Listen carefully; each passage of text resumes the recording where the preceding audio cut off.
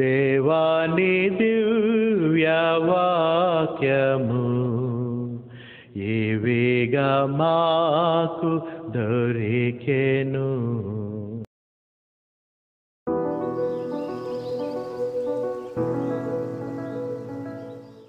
క్రీస్తులో ఉన్నటువంటి వాళ్ళం మన నోట రాకూడనటువంటి మాట ఏ విధంగా ఉండాలంటే, ఇక్కడి నుంచి రక్షణ మనలో ఉంటే నా పరిస్థితి ఏంటి, నా బ్రతుకేంటి, నేను అంతా పోగొట్టుకున్నాను, నాకు ఎవ్వరూ లేరు, ఇక నేను ఏది సాధించలేను అనేటువంటి దాని నుంచి మన నోట రావాల్సినటువంటి మాట ఏంటంటే, నేను రక్షకుడిని కలిగి ఉన్నాను, ఆయనలో నేను జీవిస్తున్నాను, నాలో ఆయన జీవిస్తాను. అది రక్షణ.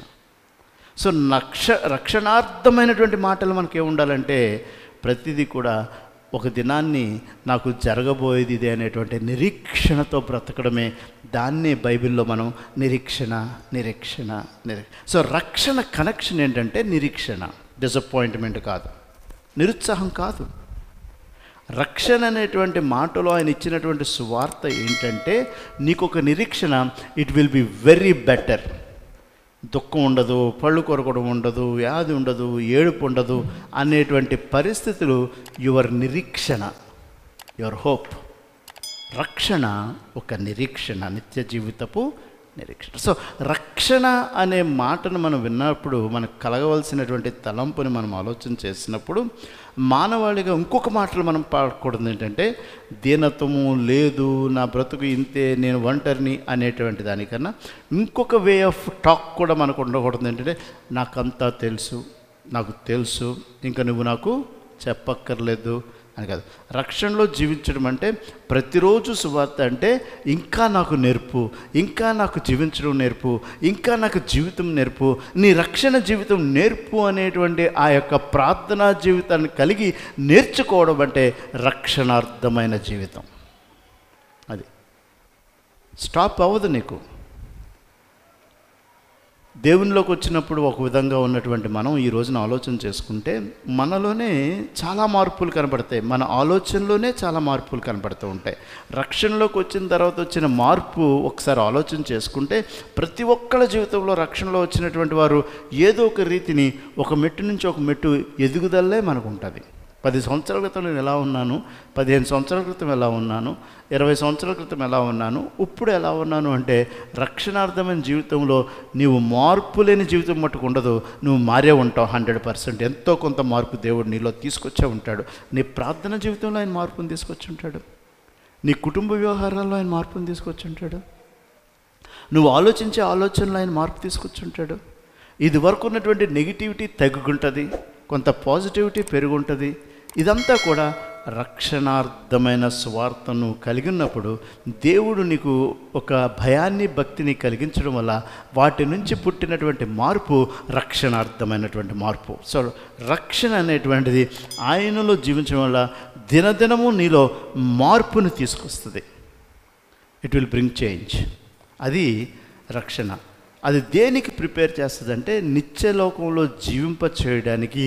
ఈ రక్షణ అనేటువంటిది ఒక దినచర్య కాదు. నీ పాపములను ఆయన క్షమించాడు అన్నట్టుతోటి ఆగేటువంటిది రక్షణ మట్టుకు కాదు. ఇది నీలో మార్పును తీసుకొచ్చేది. ఆ పరిశుద్ధాత్ముడు నీలో ఉన్నటువంటి వాడు నీకెప్పటికప్పుడు జ్ఞానోదయాన్ని కలుగు చేస్తాడు. కాబట్టి ఇక చాలు అనే బ్రతుకు నీ బ్రతుకు కాదు, ఇక నేను నేర్చుకోను అనేటువంటి బ్రతుకు కాదు. నీవు వాక్యాన్ని ఎందుకు వినాలి, వాక్యాన్ని ఎందుకు చదవాలి, ఆరాధనకి ఎందుకు వెళ్ళాలి అనేటిది వచ్చినప్పుడు నీలో రక్షణ కలిగినటువంటి ఆ ఆలోచనలు ఉంటే, నాకు ఇష్టమైతే బైబిల్ చదువుతాను, నాకు నచ్చితే వాళ్ళ ఆరాధనకి వెళ్తాను, ఇవాళ నా మనసు బాగోలేదు కాబట్టి నేను ఇంకా ఆరాధనకు రాను, నాకు బాగున్నప్పుడే నేను ఆరాధనకు వస్తా, నాకు మనసు బాగుంటేనే ప్రార్థన చేస్తా.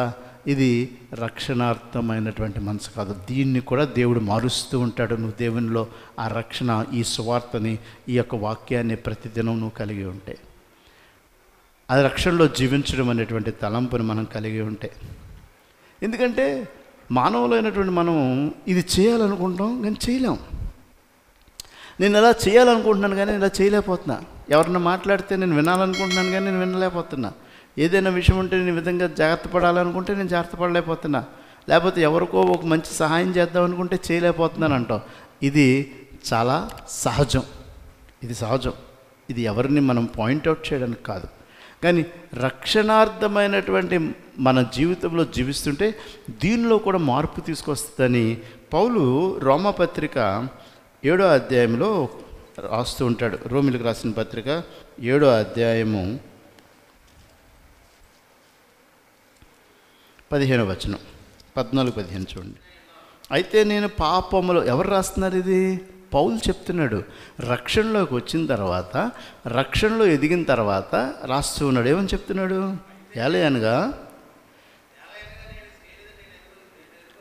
నేను చేయునది నేను ఎరుగుదును, నేను చేయ నిశ్చయించినది చేయక ద్వేషించినదే. పౌలు చెప్తున్నాడు, పౌలు భక్తి చెప్తున్నాడు. మనం చాలా మంచి క్రిస్టియన్సం కదా, మన విశ్వాసం కదా, రక్షణ పొందాం కదా. ఈ రక్షణ గురించి బోధిస్తున్నటువంటి పౌలు ఏమంటున్నాడు తెలుసా? నేను ఇవాళ ఇది చేయాలి అనుకుంటున్నాను, కానీ నేను ఏం చేస్తున్నాను అంటున్నాడు? నేను చేయకూడదే చేస్తాను. మీరందరూ పెర్ఫెక్టా? ఉన్నవాళ్ళు మీరు అందరూ పెర్ఫెక్టా? అయ్యో, మనం చాలా పెర్ఫెక్ట్ కదా, మనం చాలా జాగ్రత్తగా అన్నీ మంచిగానే ఆలోచిస్తాం కదా, అసలు మనలో తప్పులు చేయం కదా. పౌలు ఏం చెప్తున్నాడు తెలుసా? I'm imperfect. నేను ఏదైతే చేయకూడదో అదే ముంజేస్తున్నాను నేను. ఆయనే రక్షణార్థమైనటువంటి సువార్తను ప్రకటిస్తున్నటువంటి పౌలే. This is quite common. కాబట్టి ఇప్పుడు తనకి ఏం కావాలనుకుంటున్నాడు? ఒకసారి కిందకి చదవండి. నేను కోరని దాన్ని చేసిన ఎడల దాన్ని చేయనది నా యందు నివసించుట పాపమే, కానీ ఇకను నేను కాదు. కాబట్టి మేలు చేయగోరు నాకు కీడు చేయుట కలుగుచున్నదని ఒక నియమము నాకు కనబడుచున్నది. ఎందుకు కనబడుతుందంట?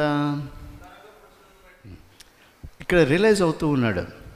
అంటే రియలైజ్ అవుతున్నాడంటే తనకి ఏం జ్ఞాపకం వస్తుందో తెలుసా? ఈ రియలైజేషన్ ఇచ్చేది రక్షణే. ఇది నాకుంది, ఇది నేను సరిదిద్దుకోవాలి, ఇది నేను చేయాలనుకుంటున్నాను కానీ చేయలేకపోతున్నాను, ఇది మంచిదని తెలిసినా కానీ నా పాత స్వబుద్ధి నన్ను మళ్ళీ పాత జీవితంలో నాకు ఇది చేయనిస్తుంది, నేను ఏది చేయకూడదు అనుకుంటున్నానో తెలియకుండా అదే చేసేస్తున్నాను, నేను ఏది మాట్లాడకూడదు అనుకుంటున్నానో తెలియకుండా నేను అదే మాట్లాడేస్తున్నాను అనేటువంటి రియలైజేషన్, అతను ఒప్పుకోలుతనం ఇక్కడ కనపడ్డదంటే ఆ ఒప్పుకోలుకు గల కారణము తన రక్షణ అనేటువంటి సువార్త పౌలులో జీవించడాన్ని బట్టి. ఏది చేయాలనుకుంటున్నా చేయలేకపోతున్నాను నేను. ఏది మంచిదో అది మనం ముందుకి వెళ్ళిపోతున్నాం. అందుకే దీని నుంచి సంపూర్ణతలో, కాబట్టి క్రైస్తవుడిగా నిన్ను నన్ను సంపూర్ణమైనటువంటి క్రీస్తుని పోలిన దానికి నడిపించాలంటే ప్రతిరోజు రక్షణ సువార్తమానం మనల్ని నడిపించవలసిందే. కాబట్టి రక్షణ అనేది డే టు డే లివింగ్. రక్షణ అనేది ఒక్కసారితో అయింది కాదు, ప్రతిరోజు నిన్ను జీవింపచేసేది, సంపూర్ణతలోకి నడిపించేది. ఈ సంపూర్ణతలోకి నడిపించడానికి మన యొక్క విశ్వాసం యేసు మీదే ఉండాలి. కాబట్టి సంపూర్ణత అనేటువంటిది కలుగ చేసేటువంటిది రక్షణ, ద హోల్నెస్. ఈ సంపూర్ణత, నిన్ను సంపూర్ణతలోకి నువ్వు వెళ్ళాలనుకుంటున్నావా?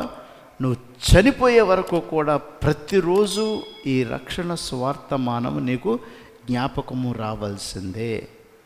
నేను సంపూర్ణంగా క్రీస్తులో ఉన్నాను అంటే నువ్వు జీవించే వరకు, ఇంతకు మనం పాట పాడినంత రీతిగా మన బ్రతుకు ముగించే వరకు నువ్వు మారుతూ ఉండవలసిందే. ఈ వాక్యం నిన్ను మార్పు చేస్తూ ఉండవలసిందే. అలా చేసేదే రక్షణ. అది ఇవ్వగలిగిందే క్రీస్తు. ఇది గమనించుకున్నటువంటి మనం మన జీవితాల్లో యేసు యందు విశ్వాసము ఒక జీవితము అనేటువంటి జీవితంలో మనం ఎక్కడికి వెళ్తున్నామంటే ఒక దినానికి సంపూర్ణతలోకి వెళ్తాము. సంపూర్ణత నుంచి నిత్యలోకంలో జీవింపబడతాం. కాబట్టి ఈ భూమి మీద జీవించేటువంటి మనం మన ఒక ఆలోచన చేసినట్లయితే ఈ సంపూర్ణత, ఒక పజిల్ ఉందనుకోండి, పజిల్ పూర్తయిందని నువ్వు ఎప్పుడు చెప్తావు? ఒక పజిల్ని నువ్వు చూస్తే ఏ మొక్కలైతే మిస్ అవుతున్నాయో ఆ మొక్కలు తీసుకెళ్ళి ఆ పజిల్లో పెడితే ఆ పజిల్ పూర్తవుతుంది.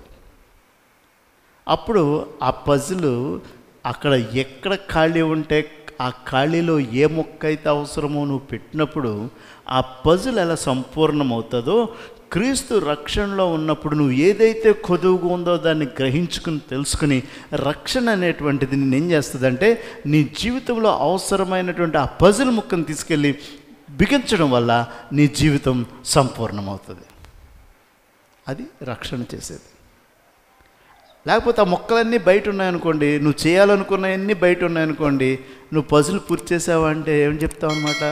ఇంకా మొక్కలు ఇంకా నేను అమర్చుకోలేదు, నా పజిల్ ఇంకా ఫినిష్ అవ్వలేదు.